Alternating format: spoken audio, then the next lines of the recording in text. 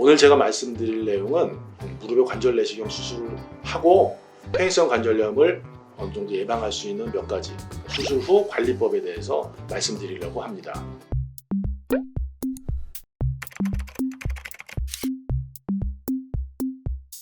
안녕하십니까. 저는 연세본병원에서 병원장으로 있는 정형외과 전문의 박영식입니다.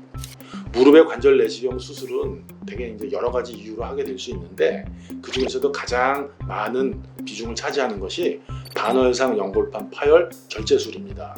전부 드러내는 전절제술도 있을 수 있고 일부 부분만 제거하는 부분 절제술도 있을 수 있는데 이 반월상 연골판이 무릎 속에서 쿠션 기능을 하고 있기 때문에 쿠션의 크기가 전부 없어지든 일부 없어지든 간에 줄어들게 되면 추후에 퇴행성 관절염으로 진행될 가능성이 굉장히 높아지게 됩니다.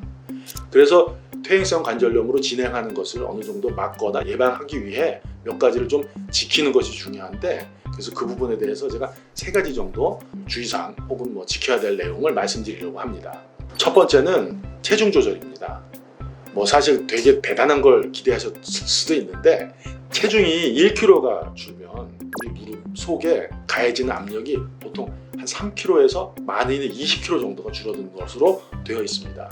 체중을 1kg 혹은 2kg만 이라도 조금 빼면 무릎에 가해지는 충격이 확 줄어들게 되죠.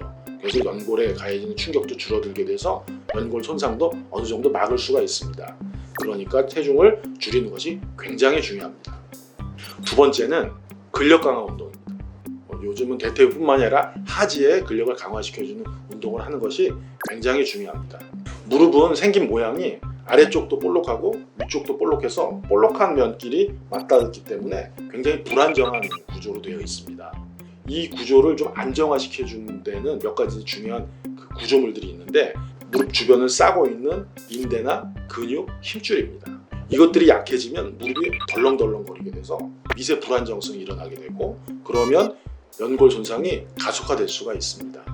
그래서 하체 근력을 조금 더 강화시켜주면 무릎이 덜렁거리는 현상을 좀 막아줄 수 있고 무릎을 좀 더 안정화시킬 수가 있습니다. 그러면 무릎 관절 표면을 덮고 있는 연골에 가해지는 손상들이 줄어들 수 있게 되죠. 그러면 연골 손상도 막을 수 있고 퇴행성 관절염으로 진행되는 것도 어느 정도 늦출 수 있습니다.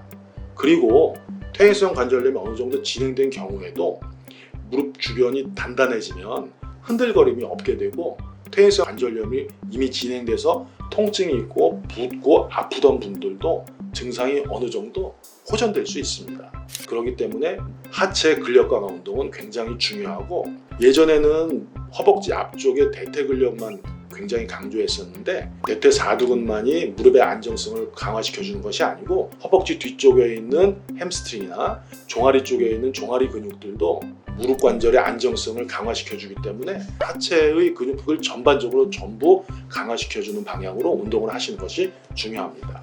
그리고 3번째는 무릎이 다칠 만한 동작을 피하는 것이 굉장히 중요합니다.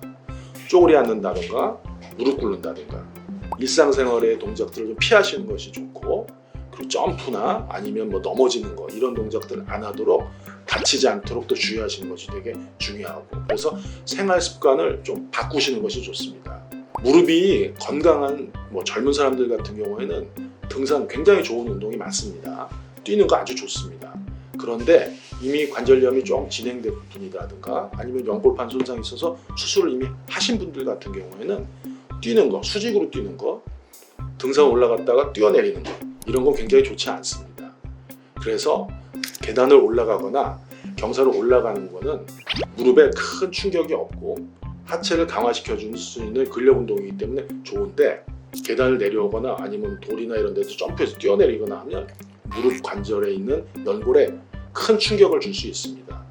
그래서 이런 동작들은 피하시는 것이 좋고 무릎을 꿇는다거나 쪼그리 앉는 동작을 하게 되면 무릎 속의 압력이 굉장히 증가합니다. 특히 무릎 앞쪽에는 슬개골하고 대퇴골 사이에 있는 부위의 압력이 엄청나게 증가하기 때문에 이 동작을 또 피하시는 것이 좋습니다. 이렇게 압력이 증가하면 연골 손상이 반드시 뒤따라오게 되는 것이죠.